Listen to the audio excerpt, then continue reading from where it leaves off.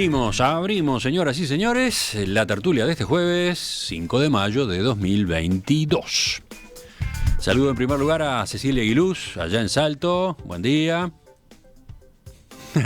Buen día a todos. La agarré en Orsay, estaba cebándose un mate. Cebándome el mate. Con el micrófono cerrado. Buen día, ¿todo bien? Todo bien, buenos días, saludos a todos. Sigo con el otro que nos acompaña a distancia, Juan Pedro Mir, buen día. Hola, buenos días, un abrazo para todos. Y ahora vengo al estudio con Daniel Superviel, ¿cómo te va? ¿Qué tal? Muy buenos días para todos. Y Martín Couto, ¿todo bien? Muy buenos días. Los dos viajeros recientes, ¿no? Bastante. Estaban hablando de viajes hace unos minutos en la pausa. Tan variopinto como Dubái, Bulgaria y Washington. Sí, exacto. Después nos cuentan. Capaz que hoy mismo hay espacio para recoger algunas de esas impresiones. Pero vamos con la agenda. Empecemos con la agenda que tenemos prevista. El Poder Ejecutivo remitirá al Parlamento un proyecto de ley para incluir dentro del calendario oficial el Día del Soldado Oriental. El ministro de Defensa, Javier García, hizo este anuncio el lunes cuando habló en una actividad académica realizada en el Instituto Militar de Estudios Superiores para lanzar el Mes del Soldado. Vamos a remitir al Parlamento un proyecto de ley para fijar el 24 de mayo como Día del Soldado Oriental y hacerlo en forma legal para que quede consolidado dentro de nuestra red de celebraciones. Los uruguayos somos muy particulares en tener días de. Pero faltaba, no es el término, faltaba, creo, puede faltar otro recuerdo, pero el de tener un día donde legalmente la sociedad, a partir de una decisión de un poder del Estado, en este caso una combinación, el Poder Ejecutivo, pero la ley es parlamentaria, del Parlamento, fija un día como el Día del Soldado Oriental. Durante su alocución, García dijo que el Uruguay es hijo de la patria en armas. Generalmente nuestras repúblicas y nuestras naciones latinoamericanas así son, pero el Uruguay en particular lo es. Y está bueno volver a nuestros orígenes, no en señal de retroceso, sino en señal retrospectiva, señal de que hay que tener raíces muy profundas para tener la capacidad de poder tener mucho futuro. Bueno, ¿cómo han visto esta iniciativa que se conoció esta semana? Sí. Martín, Daniel. Dudamos. Tiramos moneda, Martín. No, a mí me generó sorpresa y lo vinculé con otros temas, porque a nadie se le escapa que el 20 de mayo es la Marcha del Silencio, y que además hace unos años que empezó a plantearse mayo como el mes de la memoria. Entonces, creo que si bien el ministro ni en esa reunión del Ejército nadie hizo mención a alguna cuestión particular que se vinculara con el pasado reciente, con el terrorismo de Estado, sí me parece que hay falta, por lo menos una falta de cuidado u otras razones, pero en hacer coincidir esto del mes del Ejército justamente con el mes de la memoria. Creo que ahí hay falta de cuidado, o yo creo, lo planteaba... Mes del Soldado, ¿no? Mes del Soldado, sí. Y el Día del Soldado Oriental era el 24 de mayo, esto que estábamos escuchando recién. A mí me parece que hay, o esto lo enmarco en un intento de participar en la disputa sobre la lectura del pasado reciente. Esto creo que no es aislado. El propio ministro de Defensa habilitó las visitas a la Cárcel del Pueblo. En la página web de Presidencia, cuando se habla de la Cárcel del Pueblo, solo se menciona como utilizada por el MLN, no se dice que eso fue un centro de detención y tortura durante la dictadura. Y entonces a mí, en definitiva, como para tirar el tema, digo, bueno, la pregunta es, ¿hay un cambio en el relato sobre el pasado reciente que se intenta trabajar? Porque antes, desde estos mismos actores que ahora plantean estas cosas, se decía, bueno, no hay que tener los ojos en la nuca, hay que mirar para adelante. Bueno, ahora hay como una cosa de, bueno, no, sí, miremos, y obviamente construyen un relato que yo lo considero parcial. Eso como primer punto. Y segundo punto ahí para tirar a la discusión. Me sorprende cómo aparecen pocas diferencias dentro de la coalición multicolor. Es decir, el Partido Nacional, por ejemplo, nunca tuvo una lectura homogénea sobre el pasado. Me faltó mencionar entre los antecedentes cercanos el homenaje o el recuerdo de Manín y Ríos a la votación del estado de guerra interno.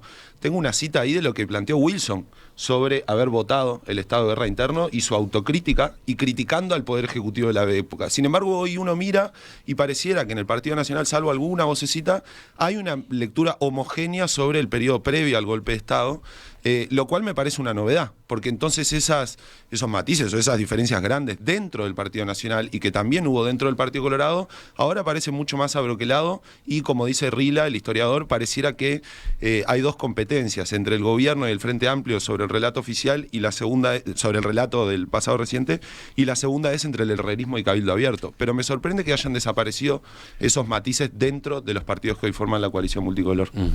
De todos modos, cuando se hace el anuncio no se vincula No. con ese contexto que tú estás planteando, Exacto. ¿no? Es más, se recuerda que el Día del Soldado Oriental ya es celebrado por el Ejército todos los 24 de mayo. ¿Por qué?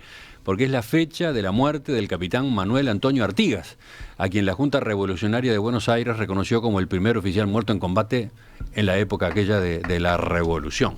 O sea, ya es una celebración, entre comillas, una conmemoración dentro del Ejército. Se propone ahora que sea una conmemoración a nivel nacional, ¿no? Bien, me parece muy interesante el tema que plantea Martín. Voy a arrancar con 2 anécdotas y después una reflexión. Cuando tenía 18, 19 años me tocó hacer una gira por Uruguay con el diario El Observador, y sacamos unas guías visuales del Uruguay, y en el Museo de San José me invitaron a subir un balcón. Subí a ese balcón y si hay gente de San José, estoy seguro que puede escribir y certificar lo que digo, y yo no tenía ni idea quién era Manuel Artigas, honestamente, ni que era el primer revolucionario muerto. Y me dijeron, desde este balcón se observó el primer combate revolucionario y aquí cayó Manuel Artigas, ¿no? Así que bueno, cuando leí en la exposición de motivos de Javier García, recordé ese episodio que bueno, que me llegó a leer mucho sobre eso, que después termina con que lo antecede el grito de Ascenso y todo eso. Y la segunda tiene que ver con algo que pasó acá el año pasado. Ustedes recuerdan, y lo dije hasta el cansancio, hicimos con el Centro de Estudios de la Realidad Económica y Social una muestra de nuestra democracia en la Plaza Independencia, con los cubos de la democracia, que actualmente en estos momentos se puede visitar ahí en el Centro de Convenciones de Punta del Este, donde fue este encuentro de la UNESCO sobre la libertad de expresión. Y un día llegaron 4 ómnibus con estudiantes del Liceo Militar. Y les hicimos una guía del 85, los diferentes gobiernos, asunciones gubernamentales, Mujica, Vázquez, Valle, Lacalle, no sé qué, y en eso estaba la foto de Pepe Plá del Río de Libertad, que fue esa manifestación de todos los partidos políticos unidos exigiéndole a la dictadura que se termine, que se vayan, y elecciones libres y sin exclusiones, ¿no? Y en un momento el director o el que estaba al frente de ese grupo de estudiantes del Liceo Militar le dijo, ¿podemos posar? Y le dijimos, sí, por supuesto. Y posaron en 2 salas, o sea, imagínense la foto de Pepe Plá del Río de Libertad y después de un lado al otro el Liceo Militar. Y después, bueno, se les hizo entrevistas, una está en el documental que filmamos, hablando todos los estudiantes de la importancia de vivir en democracia y de respetar la democracia y de ser. Entonces, yo creo que lo que está haciendo Javier García, en lugar de tener la lectura que tiene Martín, anteponiéndola al mes de la memoria, a la marcha por los desaparecidos, es justamente dar un paso hacia esa reconciliación de los uruguayos, que le falta que aparezcan los desaparecidos, eso no tenemos discusión al respecto, pero me parece que es interesante que se sumen a la vida democrática y la vivan, y que los uruguayos reconozcamos la labor de nuestros soldados, como se reconoce la labor del periodista, como se reconoce en muchos labores y oficios de este país, y funciones y profesiones. Entonces me parece muy bien este cambio de política en relación a cómo las Fuerzas Armadas y los militares se insertan en nuestra vida pública. Porque, otro dato, los 4 partidos políticos más importantes del Uruguay fueron fundados por militares: el general Oribe, el Partido Nacional, el general Rivera, Manín y Ríos, y el general Sereña. Entonces, la importancia pública de los militares en Uruguay es muy importante. Cuanto más democráticas, mejor, y cuanto más insertadas en la sociedad, mejor, y cuanto menos los veamos como de otro bando, de otra tribu, mejor. Creo que vamos a ser una sociedad mucho más cohesionada. Y si eso da pasos hacia la reconciliación que todos queremos en algún momento, bienvenida a la decisión de Javier García. Bueno, han quedado marcadas 2 posiciones acá. Martín mira a Daniel como diciendo, yo tengo algo para agregar, pero yo quiero, mientras tanto, escuchar a otras voces. Voy con Juan Pedro primero y después con Cecilia. Sí, en Uruguay creo que el peso de las Fuerzas Armadas son constitutivas del Estado, ¿no? indudablemente no tanto en el proceso desarrollado, en el proceso de independencia, que se lo dota de cierto romanticismo, sino sobre todo a partir de la modernización, de la construcción efectiva del ejército y contraviniendo el discurso oficial de que Uruguay, el ejército nació en las piedras.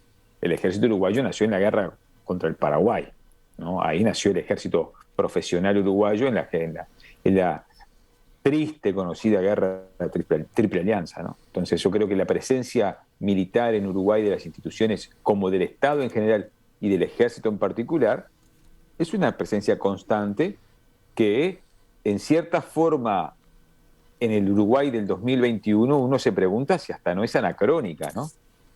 Yo me animaría a preguntarme realmente si el Uruguay hoy necesita un ejército con las dimensiones que tiene, con el peso que tiene en el PBI, con la cantidad de soldados per cápita, que es casi mayor que la cantidad en Colombia. Yo creo que el Uruguay, parte de las discusiones en las transformaciones a largo plazo, en educación, en ciencia, tecnología, vale pensar en sus Fuerzas Armadas en su conjunto. ¿Por qué? Bueno, porque Uruguay es un país sobre donde la Fuerza Armada del ejército, del Estado, en su dimensión policial, en su dimensión del ejército, no en su dimensión de la Marina, pobre Marina o la Fuerza Aérea, pero está ampliamente sobredimensionada. En Uruguay el eje de la fuerza militar está distribuida en el interior, ni siquiera en las fronteras, porque el gran tema del ejército ha sido no siempre mirar hacia afuera, sino mirar hacia controlar las eventuales disyuntivas o problemas internos. Entonces Uruguay se debe una discusión seria sobre el tema del ejército. A mí en particular, te juro Martín, no lo visualicé por el lado del mes de la memoria del 20 de mayo. Sí creo que hay una construcción de un relato, hasta lógico, como hubo una construcción de un relato del 2005 al 2020, hubo un relato por parte de la izquierda con respecto a la historia reciente, entre comillas, ¿no? Porque ya hace 50 años, quizás es más reciente la reconstrucción democrática que la historia previa a la lógica a la confrontación de las décadas del 60 y 70. No me parece que es parte del juego democrático, no lo veo particularmente pernicioso. Creo que es una visión más esperable dentro de una coalición de gobierno que tiene una visión distinta del pasado. Sí, y me hiciste pensar, Martín, en el tema de cómo una diversidad de enfoques sobre el pasado reciente, dada por las fuerzas del wilsonismo, dada por sectores del Partido de Colorado, como eran los sectores ballistas, la vieja CBI, las viejas visiones de las corrientes 85 tenían con respecto a la dictadura, hoy se han licuado y hay una clara visión de los dos demonios impulsada desde ahí. Pero bueno, es parte de este momento y me gustaría, sí, sería bueno pensar que el Uruguay repiensa, así como repiensa o debería repensar su educación, debería repensar su sistema de protección social, también debería pensar el rol de las Fuerzas Armadas a largo plazo. Y yo me animaría, Fuerzas Armadas, ¿para qué? Para que en un país donde no hay enemigos naturales de las funciones de las Fuerzas Armadas. O sea, me parece que en esa visión de reestructurar, y esto no es un pero antimilitarismo a partir infantil, de esa ¿no? inquietud, ya que estamos, te pregunto, ¿tú estarías de acuerdo que se aprobara este Día del Soldado Oriental o no? Sí, no tendría ningún inconveniente. Ningún inconveniente, me parece. Como dice Pese a esa ministro duda de García. fondo sobre si tienen sentido las Fuerzas Armadas. Sí, porque hay días, como decía el ministro García, hay días de todo tipo, no me preocupa particularmente. Bien. Tiro un poco más lejos la piedra y me parece que habilitar la discusión como sociedad, Fuerzas Armadas, ¿para qué en este contexto o en esta aplicación geopolítica de un país donde claramente el problema no es un problema de seguridad externa, ¿no? Cecilia. Bien, yo la verdad que considero correcto la creación de un Día del Soldado Oriental. De hecho, pensé que ya existía, me parece que hasta tarde venimos, ¿no? Porque hay días de todo un poco. En la legislatura anterior me acuerdo que se votaban días sobre muchísimos temas Y bueno, y nuestro país tiene un debe en muchas circunstancias, y lo vivimos ahora con el tema de la pandemia, pero por ejemplo los que vivimos en el interior en lugares de inundaciones, realmente la función que cumplen los soldados y que cumple el ejército en definitiva, y en lo que fue ahora todo el tema de las fronteras también, realmente pensé que existía. De hecho Ignorancia de mi existe parte, el que no Día sabía del Ejército, que también es en que no mayo, había. ¿no? El Sí. 18 de mayo, aniversario de la batalla de Las Piedras. Pero claro, Y creo que intuyo que el término soldado abarca a efectivos de las tres fuerzas, ¿no? No solamente del ejército, ahí vendría la diferencia. Pero te sigo escuchando, Cecilia. Sí, el Día del Soldado Oriental, ¿no? Y además creo que va a ser un elemento para reflexión. Yo siento, y no tengo familiares militares ni nada, pero siento que hay una gran discriminación hacia el soldado. Creo que hay un fenómeno cultural que deberíamos los uruguayos reflexionar muchas veces, y quizás por ahí también venga el tema de por qué el Día del Soldado se cuestiona, y lo estamos hablando hoy en la radio, cuando en realidad se votó, yo que sé, hace un tiempo, el Día del Abogado, nadie dice nada, el día de, no sé, falta el Día del Arquero en este país. Pero la verdad es que creo que hay un cierto etiquetamiento. Hay también un tema que yo entiendo que puede ser plausible discutir sobre la función del ejército, pero hoy lo que se tendría que seguir discutiendo son los sueldos que cobran los soldados, que es realmente avergonzante. Todos los partidos políticos y todos los gobiernos hablan de lo mismo, pero el sueldo de los soldados es una vergüenza para este país. Yo he visto recibos de jubilación de personas que han trabajado en el ejército, que han sido soldados de este país, que han tenido posibilidad incluso de hacer misiones y que cobran 8.000 pesos de jubilación. ¿De Yo jubilación, creo que Cecilia? sí. Está raro, Porque pero bueno. No. justamente, no está raro, y te lo Digo puedo porque se mostrar. jubilan con más del 100% de lo que cobraban como sueldo. Pero ¿no? esa es parte de la discriminación y del etiquetamiento que existe, porque estás comparando y generalizando a todos los militares, y acá estamos hablando del Día del Soldado Militar, y el soldado no gana eso que tú decís. Bueno, Entonces, soldados, ojo con una puntualización ahí. es, Soldados son todos, ¿no? El término soldado claro, abarca a todos los efectivos de las Fuerzas Armadas. Y el personal subalterno tiene sueldos que son avergonzantes en nuestro país, avergonzantes para todos. Jubilaciones que son avergonzantes. No, lo de las jubilaciones, además, la verdad no lo comparto, Cecilia, de ninguna manera. Bueno, no compartí porque quizás tú hayas visto recibos de personal superior. No. Pero yo que veo recibos de personal subalterno muchas veces en mi escritorio, porque además después no pueden jubilarse por otra caja, ¿no? Por más que hayan trabajado y aportado. O sea, hay determinadas realidades que tienen que ver con la realidad, sobre todo el personal subalterno, que me parece que hay que quitarse a veces los temas ideológicos y mirarlo como lo que es una realidad de un personal que cumple funciones en nuestro Estado, que tiene una función importante y que no es retribuido de la manera que debe ser retribuido. Y creo que ese es uno de los grandes temas del presente y del pasado reciente, porque han pasado varios gobiernos y todo el mundo habla de que va a solucionar el tema y ese tema no se soluciona. Yo siento que hay una discriminación en cuanto a cómo se ve, y un etiquetamiento a cómo se ven los militares. Por eso me parece que es muy bueno que se pueda hacer en un Día del Soldado Oriental, que se pueda reflexionar sobre estas cosas y quizás, bueno, que se sepan, porque capaz que lo que pasa es que no se sabe lo que tiene que ver, por ejemplo, con el tema de los ingresos y también con algunos temas de salud. Bueno, pero entonces Cecilia está a favor, lo acaba de decir. Antes Juan Pedro, cuando yo le preguntaba, decía que estaba a favor. Daniel. Yo estoy totalmente a favor. Y Martín, porque al principio habló Martín, pero esto no lo contestó expresamente. No, es que yo creo que hay un problema de oportunidad, y además que no es aislado. A ver, yo no me considero de las personas que tienen prejuicios con lo militar. Creo además, estoy de acuerdo con Cecilia en una cosa, y es, no se puede generalizar. el personal subalterno es carne de cañón en muchos sentidos y se usa además después para argumentar, para mantener privilegios de los oficiales. Yo tuve un debate radial, no en esta radio, con el actual subsecretario Rivera Elgue, donde él reconoció algo que es algo que se dice en las Fuerzas Armadas, que es, ganan sueldos muy malos, ahí dejo un pie de página, no son todos los gobiernos iguales, ¿eh? El aumento de sueldos que tuvieron durante los gobiernos del Frente Amplio no es comparable con lo que está pasando ahora ni con lo que pasó antes del 2005, pero eso es un pie de página.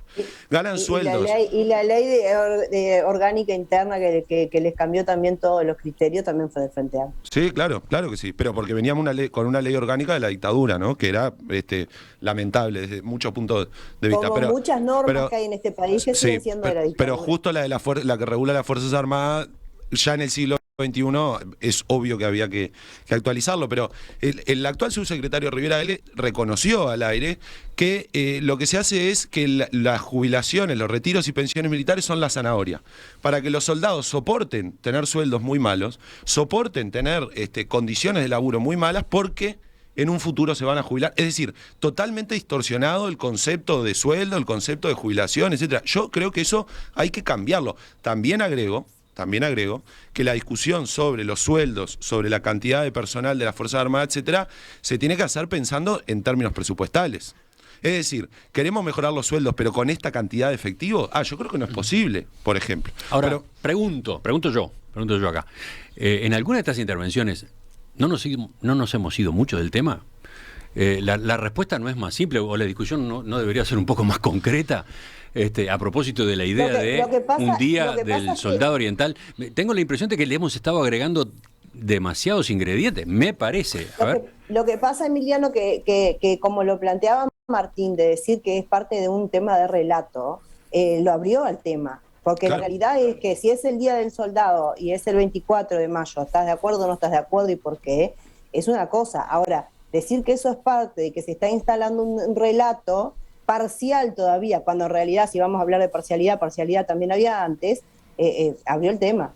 Sí, no, yo una cosa, Daniel, quiero aclarar, porque quedó rara la presentación, pero en el tema, como lo habíamos resuelto, había quedado claro mi planteo, y yo creo que hay un problema, y creo que el que recorta... Javier García dice, hablando de la cárcel del pueblo, la historia no puede tener recortes, nunca habla Presidencia de las torturas y detenciones en la cárcel del pueblo.